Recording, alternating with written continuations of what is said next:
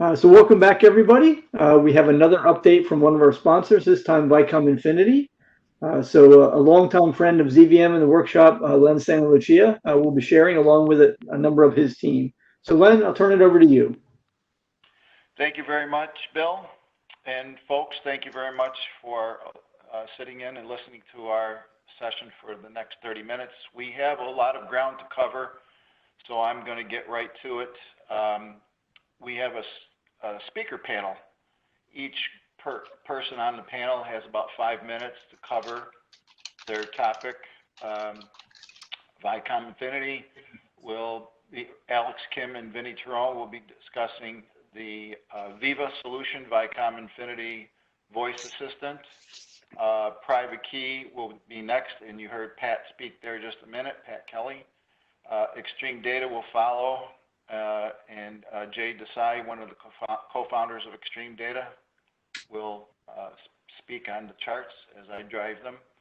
And then we have Dr. Carlos from Syracuse University, who recently implemented OpenShift on ZVM on his brand new shiny LinuxONE.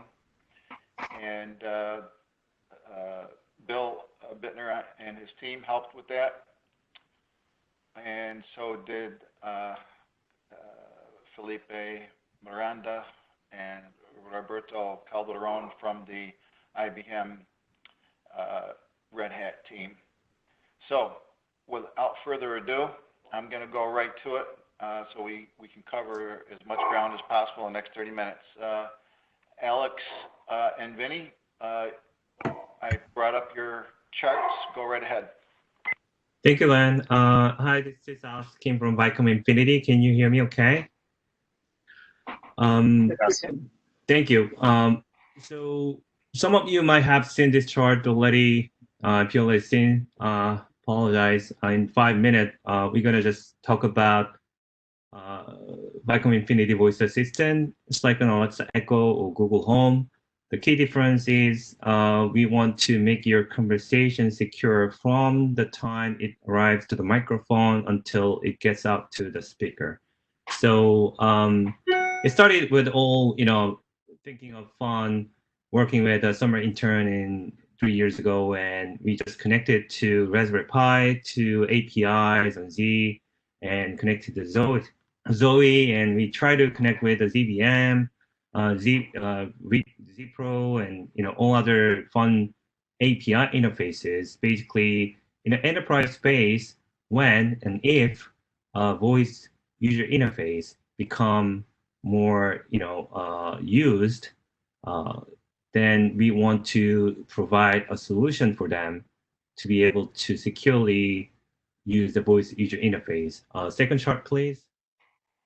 And the solution here in the picture, you just saw that the PrivateKey has biometrics that we integrate with the Viva assistant. Here are some of the solutions, sponsor, user, or personas that we may think benefit of, right? If you are a system data center operator or systems manager, you want to check the system health with asking simple questions.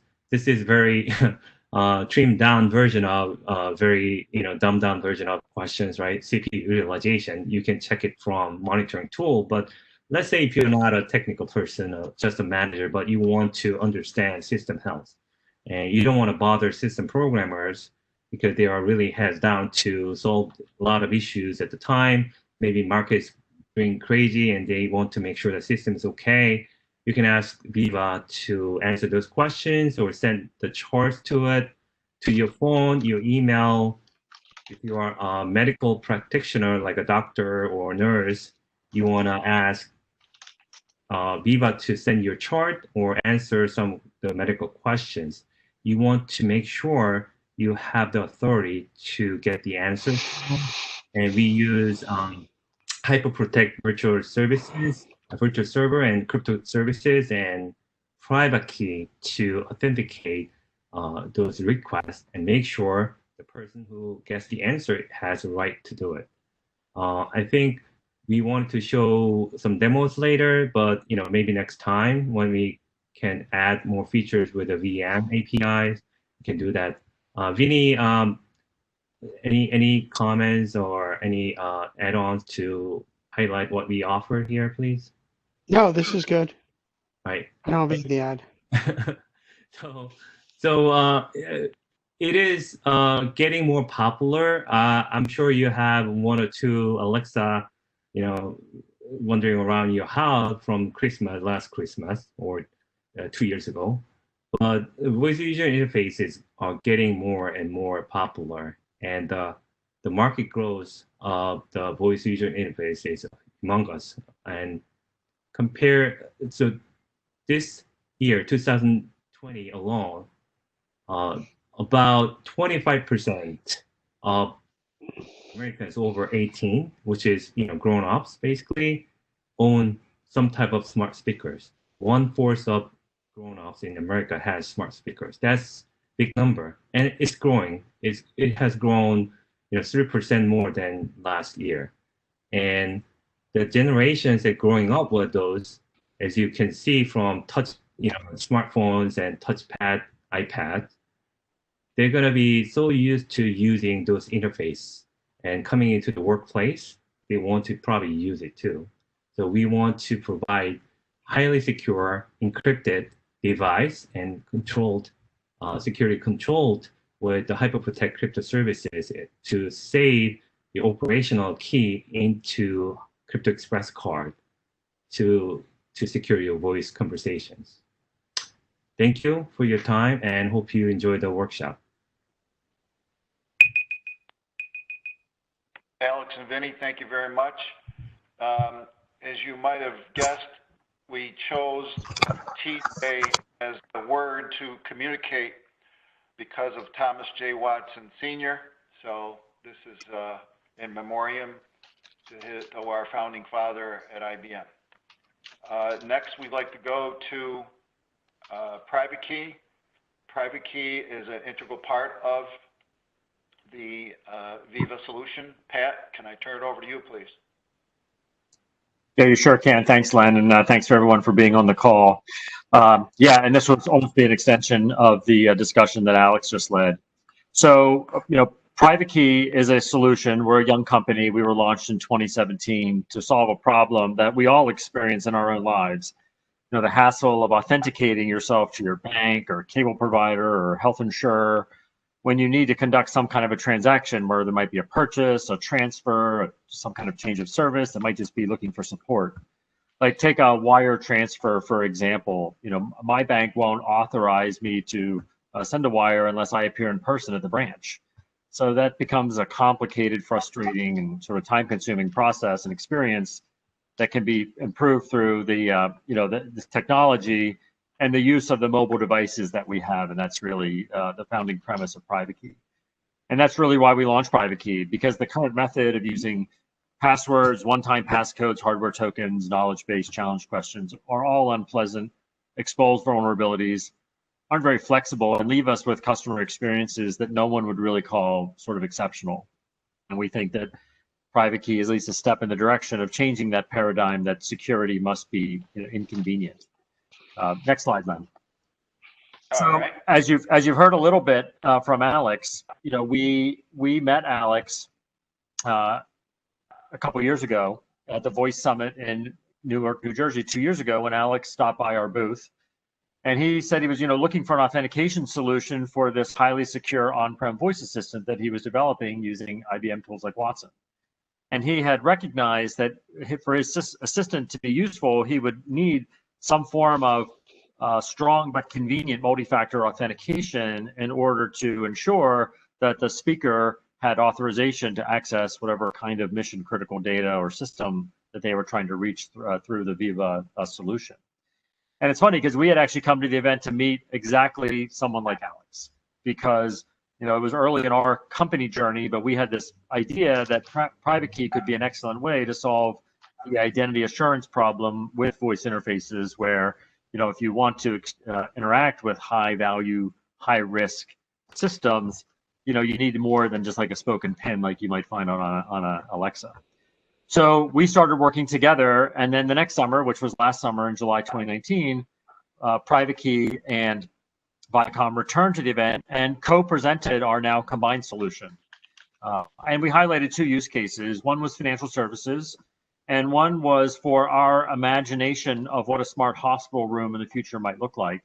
And in that example, we were imagining that Viva, TJ, was there in a hospital room, and you could run it in essentially an unprotected mode, where I might say things like, TJ, turn the TV on, or TJ, open the blinds or the lights. Anyone could speak that. But then there could also be a protected mode that would be protected by PrivateKey, where then the doctor would be able to speak, access the medical records, maybe make prescriptions, sort of lots of opportunities once you had strong confirmation that it really was an authorized user speaking to the device. And it really demonstrated how a voice assistant that didn't rely on Amazon or Google could be valuable to access data and insights that are in typically on-prem enterprise mainframe systems. Next slide, Len. So just very quickly, PrivateKey is an API essentially that brokers authentication challenges between a service, in Alex Kim's example, Viva, and its registered users. And so PrivateKey takes over the responsibility of brokering the challenge out to the authorized user, presenting the user with a contextual message, and then confirming a human response. And that's really what PrivateKey is. It's really the combination of strong authentication and human consent into one flow that all occurs right on the mobile device that you're already walking around with today. So it's convenient, it's strong security, it's contextual, and in the case of Viva, it really not only gives Viva a strong authentication solution, but it also allows, like in the example that we showed, we imagined that the doctor might say, show me the blood pressure chart, and it would actually just push it right to my phone because I was authorized to view it. It was a pretty cool example. So last slide, Len. And so really the point of this was that, Len and the rest of the team at Vicom have really opened our eyes to the possibilities of enhancing existing enterprise workflows with PrivateKey when there's a need for both authentication, who is this person, and gaining their sort of human approval or consent. That's really why we call PrivateKey transaction intent verification. So just very quickly, PrivateKey is available today as an on-prem solution. We're launching a cloud version of PrivateKey in the next month or two. The cloud version is going to run on IBM HyperProtect virtual servers and HyperProtect database as a service. And if you have interest in learning more, please get in touch with me or with the folks at Vicom Infinity, our partner, as we'd love to set you up for an evaluation. Thank you, Pat. Thanks, Len. And I'd just like to add how much of a pleasure it was helping PrivateKey port to LinuxONE Z under ZVM on our Z14. Vinny had a lot of fun with you guys, I know, and this is now a brand new solution on LinuxONE ZVM. Thank you, Pat. Next up is Jay. Are you there? Okay, great. Thank you so much for the opportunity here. Thanks, everyone. So Extreme Data, we are focused on solving the ugly problem of data wrangling for AI. So as you all know, that 80% of the time today on the journey to AI is taken up with cleaning up data for AI. And that's the problem we solve. And we solve that problem in a way that makes it very easy for companies to actually deploy very quickly. Our solution actually is available on Z-Linux amongst other environments. Next chart, please. Okay, so our solution basically is a sort of a plug-in enabler. It sits behind existing solutions that are already deployed in the enterprise, be they data integration tools like such as InfoSphere Data Stage, or data preparation tools such as, let's just say, Watson Studio or Alteryx as an example, or catalog products, so on and so forth. It plugs in, as the picture shows, this is how it plugs in. And it's a distributed processing SQL engine. So it does a full scope of processing. It does it disruptively fast compared to anything that the industry has. Simply load and go is what it does. And it allows companies to work with data of any latency, any complexity, any size. So any latency meaning data can be coming in big batch, big bulk batch, or can be streaming in, as an example. Size, any size means data can be small, megabytes in size to terabytes, hundreds of terabytes in size. And any complexity, meaning data can be of any shape, whether it's structured, unstructured, whether it's, you've got a database that's got 50 very, very big tables, any kind of data model and what have you as an example. Okay, the software actually does work in various environments. Obviously, it works on Z Linux as well in a manner where it's disruptively fast. One of the key things that the Extreme Data Engine brings is the ability to have automated data management capability, where we can profile the data at full dataset granularity, giving data quality statistics, schema inferencing, pattern recognition, and so forth as an example. And that makes it quite transformative in terms of how quickly you can clean up the data. Len, next chart, please.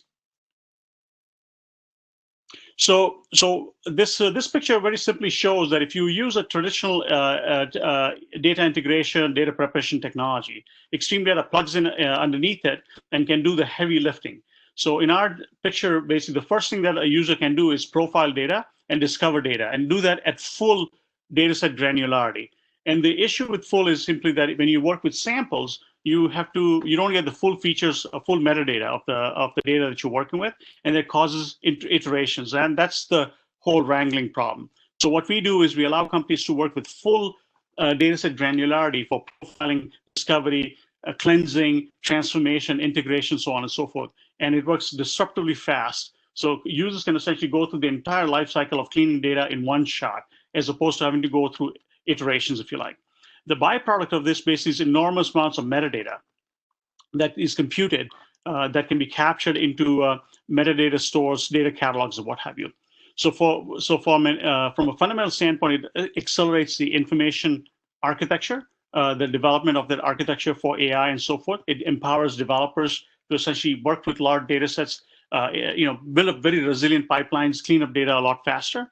From a governance standpoint, it allows companies to essentially automate a lot of the processes that they have, improve data quality continuously, speed up development, debugging, testing, because you have the telemetry that historically is not available.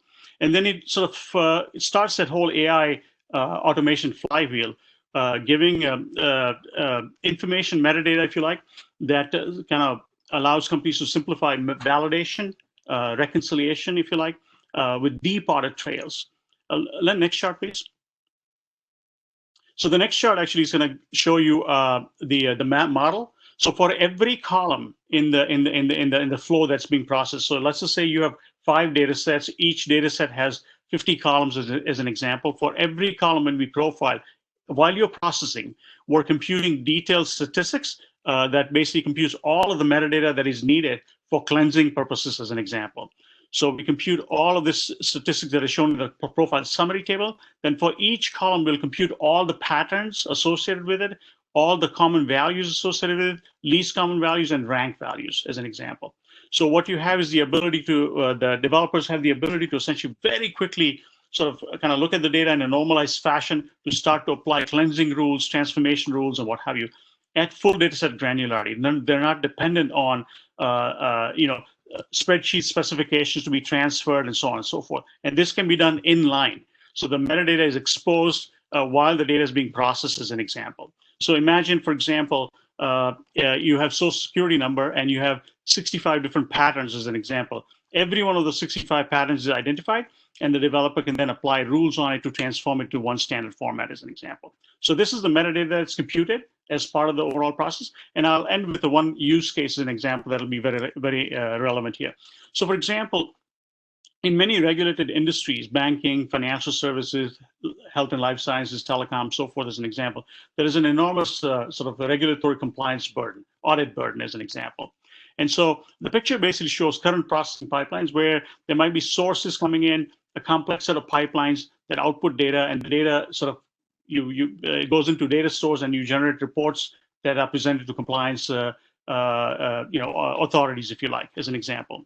By simply taking Extreme Data as an engine and taking the source data and the process data and going through the process of profiling the data and storing the profile metadata along with the actual data report, now we can essentially automate the validation, the reconciliation as an example. It gives you real-time traceability for every job as an example. So it complements what is already in place by giving real-time auditability of data, and it sort of reduces business risks and costs as well. Okay, so it's a powerful engine. It's available on Z/Linux amongst other environments, and it plugs into the existing infrastructure that you already have in terms of integration, data prep, visualization, what have you, and it allows you to overcome the data wrangling problem. Len? Thank you, Jay. And just so everybody knows, this was benchmarked at the IBM Poughkeepsie Benchmark Center on the large Linux systems with small, medium, large number of IFLs, and it scales wonderfully linearly. It's great. Dr. Carlos, you're up. Okay, hi. So thank you for the invitation. Yes, so wanted to talk about our experience regarding the use of IBM LinuxONE. So this is a system that we got delivered to our campus at Syracuse University in the fall of 2019. We were looking for a solution that would be highly scalable in terms of providing us capabilities to support the hands-on lab activities for a new master's degree program that we've developed and launched 2 years ago, which is the master's degree in enterprise data systems. So this is a new program, a rather new program that covers aspects related to cloud-based environments and technologies. So things like system management, automation, virtualization, container management, also blockchain is there. So there's a couple of new areas and new technologies that we cover within this this program, and which complements some of our other programs on information management and applied data science within the School of Information Studies.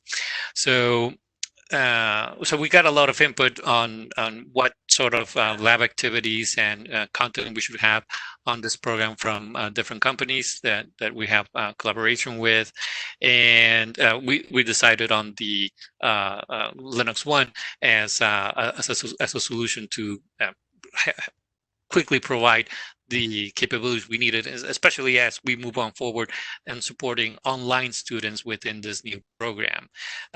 Given the capabilities of the program, our initial focus added the use of the LinuxONE for also supporting some lab activities within our applied data science program. Len, next slide. Yeah. So one of the let's say latest developments within our use of the LinuxONE is to set up, we completed the setup of our OpenShift cluster for version 4.2 OpenShift cluster. We can scale it to 4.3 right now. The updates are available, but we're just working on 4.2 at the moment. So we set up the guest nodes and worker nodes for the OpenShift environment on CVM, and by May we actually got it running. We're still tweaking it a little bit to get it more functional, but yeah, it works. It works wonderfully.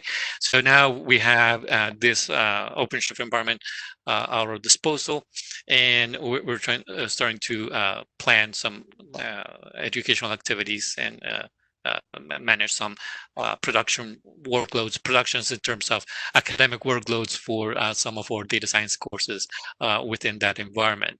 The interesting thing is that ever since I heard about the LinuxONE, this concept of a cloud in a box was very attractive to us.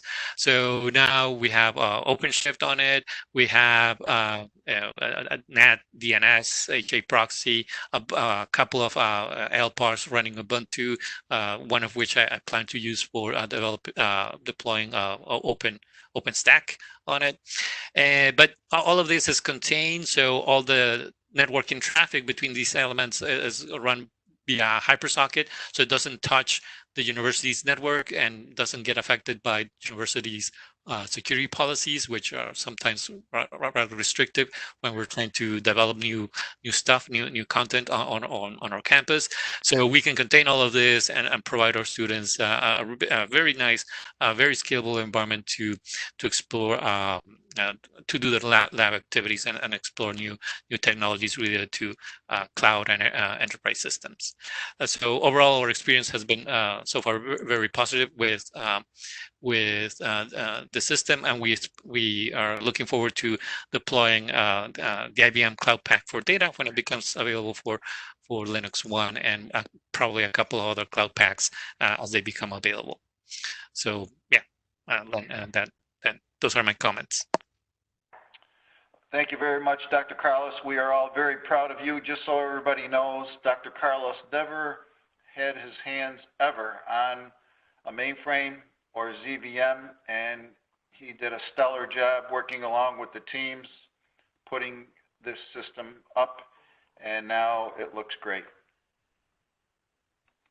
So just wanted to share a couple of recent charts that I came across from the IT economics team that I think everybody would like to see. It's about TCO on a IBM Z as well as on a LinuxONE. You'll have this in the deck. You'll see that it is 48% lower cost when you do the total TCO analysis on LinuxONE, and 37% on the Z15 T01. So these are going to be, I think, very, very popular charts across the nation as the word gets out about this. And if any of you have any questions on any of the material that was covered today, here's my contact information. A little bit about our company. We are into a lot of different things besides just traditional Z types of sales and reselling and so on. We are the chair of the Linux Foundation Open Mainframe Project. We do a lot of work with testing betas for the IBM solutions. We're in the IBM Academic Initiative. We are Tier 1 services provider for GTS, and you can see a lot of the traditional types of things here. And we were very fortunate to be the recipient of the North America IBM Z Business Partner Sales Excellence Award. So, Bill, I think I can turn it back over to you. And thank you, everybody. Everybody have a wonderful rest of the conference, and look forward to hearing from you with any follow-up that you might have. Take care. Thank you, Len, and thank you, team. That was very interesting.